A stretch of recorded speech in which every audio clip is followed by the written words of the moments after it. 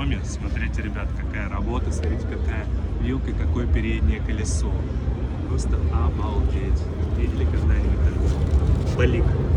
Мотоцикл называют балик. Специально, наверное, поставлен здесь с краешку, чтобы мы могли рассмотреть его более детально.